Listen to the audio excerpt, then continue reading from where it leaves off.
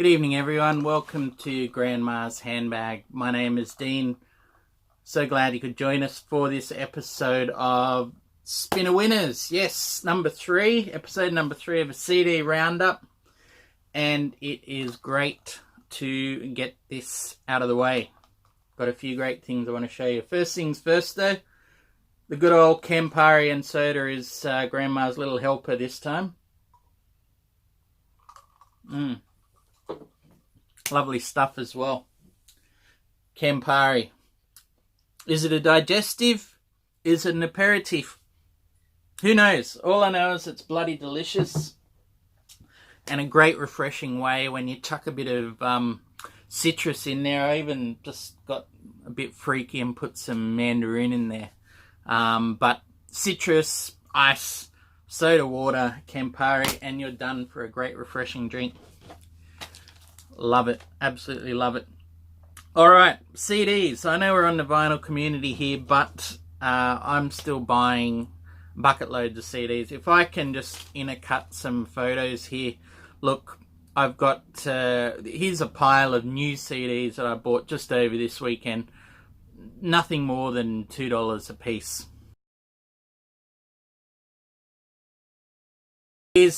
Here's some outgoing CDs I've got in these 2 boxes just here. Check this out.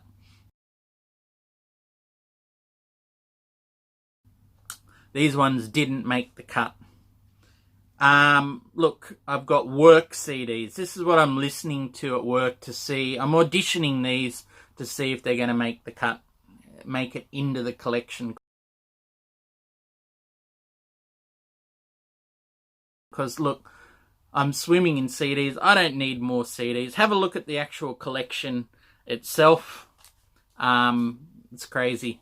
Right in the middle of there is a Discog shelf of things that are also going out. So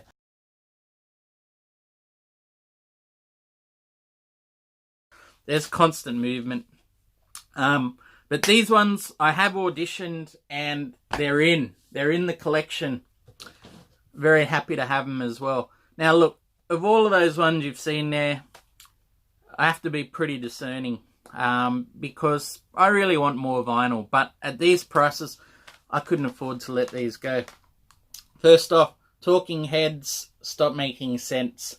This is an original press out of, I think it's from West Germany. Yep, made in West Germany.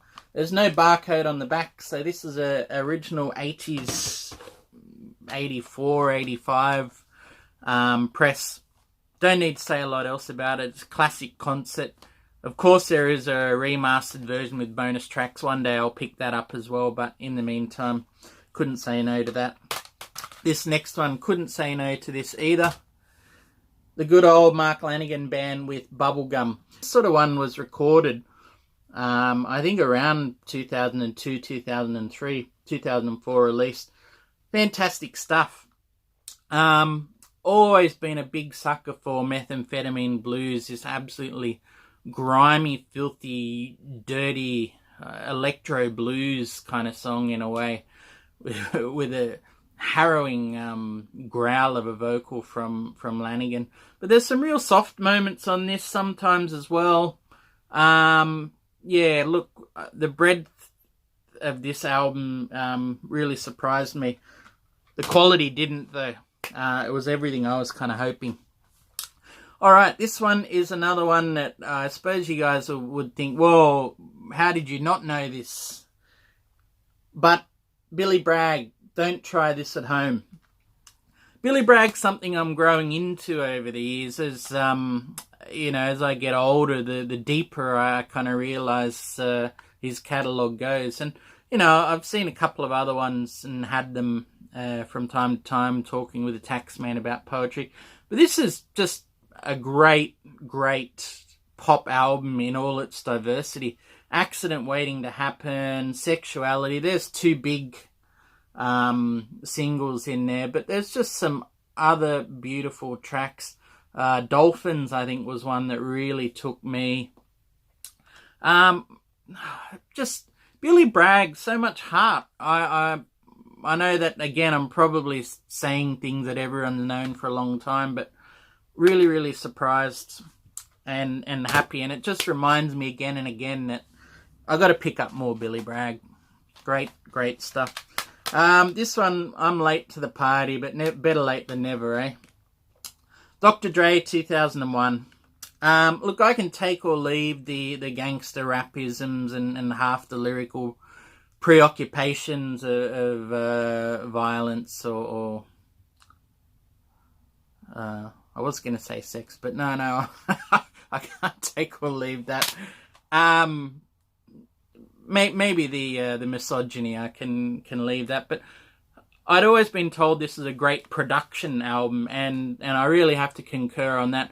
A very guilty pleasure in its own way, this album for me. Good, top-class production. You can just tell at the heart that they're still music lovers, and I think that's what I like to hear in albums. Musicians that are still fans of music. Hard to deny. That's Audition, and it's staying in the collection. I never would have thought. This is a very odd episode in this way, I've got to tell you. The next one, Dunjen, I think is how you say it. Ta det lund. Swedish guys. 2004, and we're right into the psych rock 60s revival, sort of 60s, 70s territory on this one. Great stuff. They got a bit of press in Australia, didn't...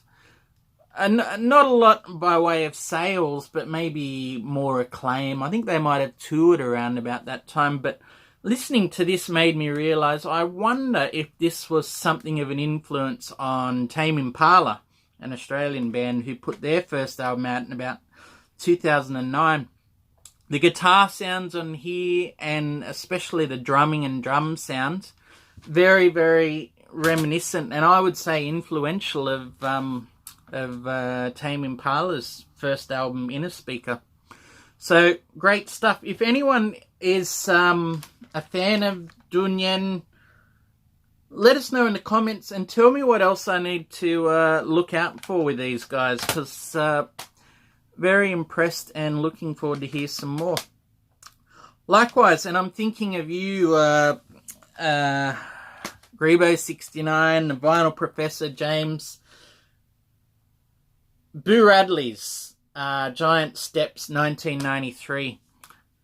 Surprisingly psych influence to my mind. There's this real 60s via shoegaze psych element in there, but also, you know, bits of noise pop.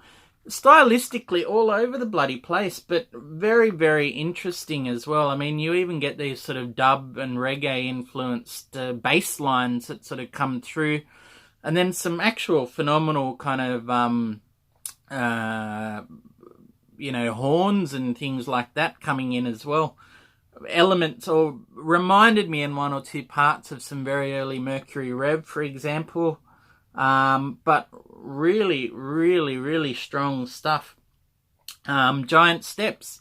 So, yeah, if anyone else is a fan and can point out who else, what next to go for with Boo Radley's.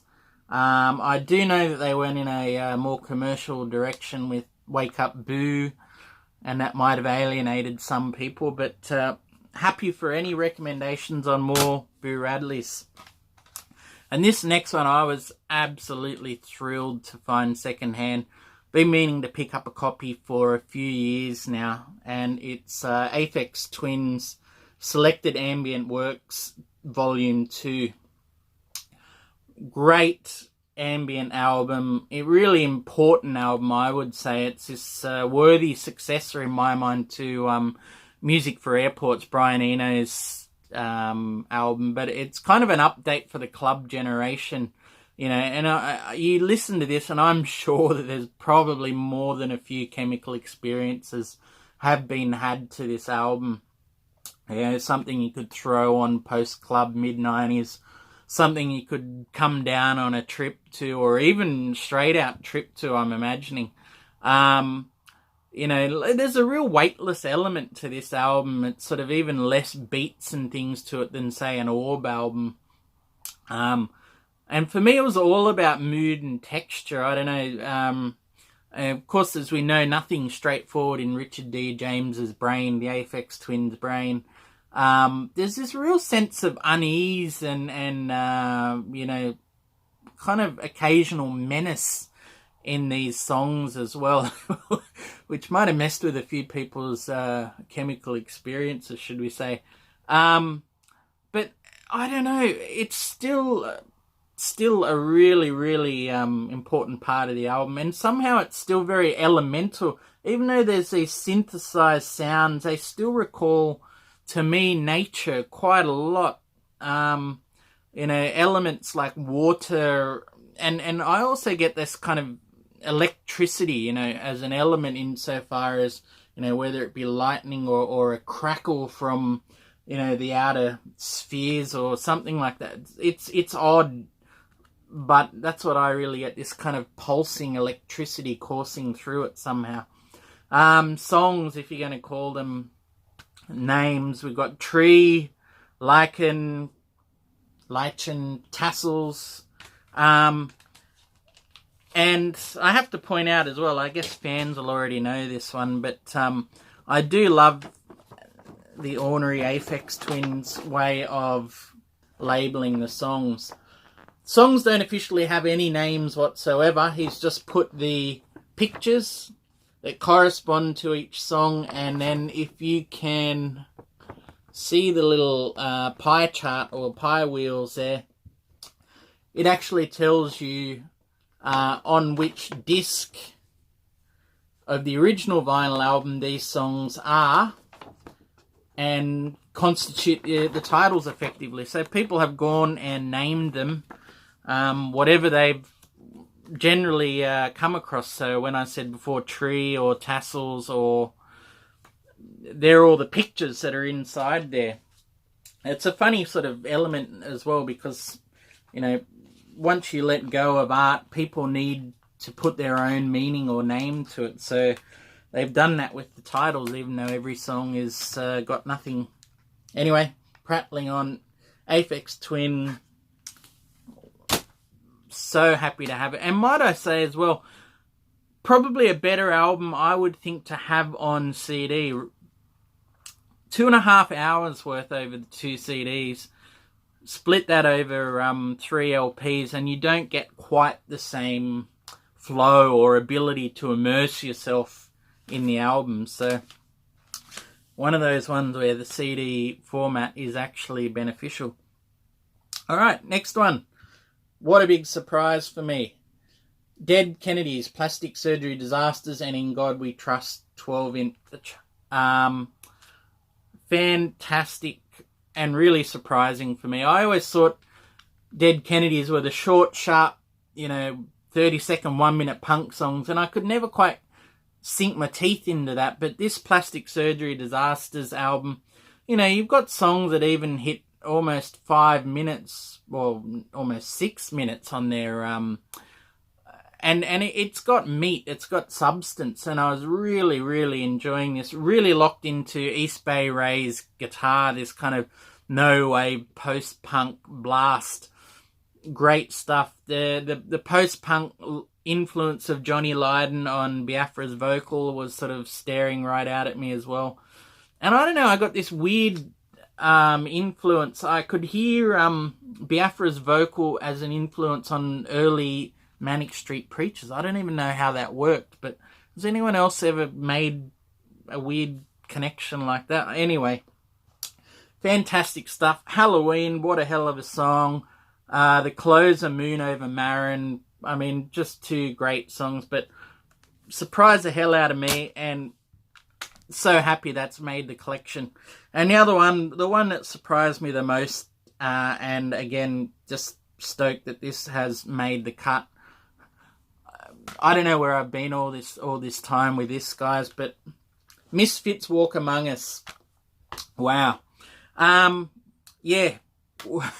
What a great, great album. I really haven't heard any Misfits before.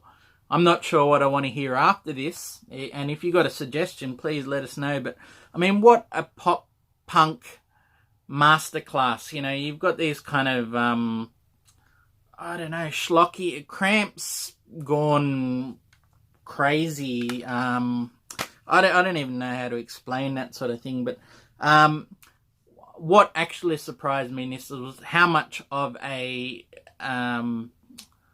pop nous there was behind it. You know, Glenn Danzig, I'm assuming, was sort of behind most of these tracks. And yeah, even though you've got, you know, titles and things like I Turned Into a Martian, Devil's Whorehouse, Brain Eaters, Mummy, Can I Go Out and Kill Tonight? Beneath all of that, you know, schlocky horror aspect of it, just killer songs, simple, great, effective, you know, really, really enjoyable performances on here as well. Yeah, it's just, I don't know why it's blown me away, but much smarter than they probably even wanted to make out themselves on there. So Misfits, Walk Among Us, the winner this round of the Spinner Winners. And that's it from me, guys. Thank you so much for joining in. Thank you for everyone for sticking around and subscribing so long, so far. Thank you again to new subscribers as well. And thanks for hanging around for a CD version. I'll be back next time with another vinyl roundup, because I've still got more to get through on there. And also want to get into the collection. I know I've been saying that for a while, but I'd love to take a little detour that way as well.